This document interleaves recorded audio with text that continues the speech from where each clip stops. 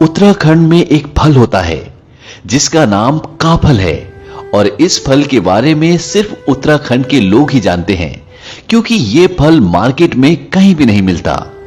ये फल गर्मियों में जंगल में अपने आप उगता है और जब ये फल आता है इस फल के साथ दो चिड़ियाएं भी आती हैं जिनमें से एक चिड़िया कहती है काफल पाको मिलनी चाको, यानी काफल पक गए लेकिन मैंने नहीं चखे, और दूसरी कहती है पताच बेटी पताच, यानी पता है बेटी पता है। तो ये दो चिड़ियाएं काफल के साथ क्यों आती हैं और ये ऐसा क्यों बोलती हैं? इसके पीछे एक दर्द भरी कहानी है। ये बहुत समय पुरानी बात है। उत्तराखंड के छोटे से गांव में एक मां और बेटी रहती थी जो बहुत गरीब थी और उनके पास आय का कोई भी साधन नहीं था। उनके पास एक छोटा सा खेत था जिस पर उस बच्चे की मां खेती कर कर बहुत मुश्किल से अपनी गुजर बसर करती।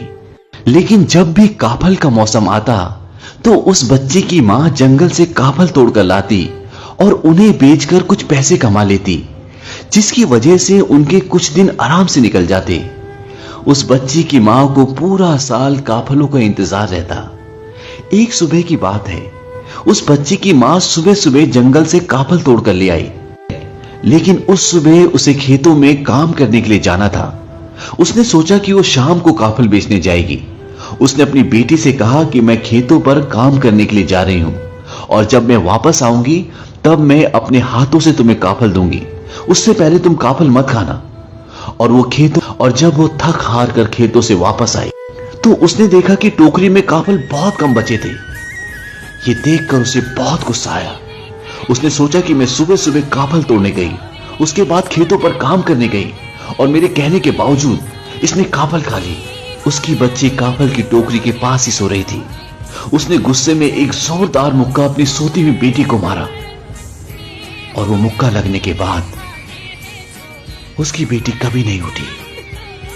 वो हमारी दुनिया छोड़कर हमेशा के लिए चली गई।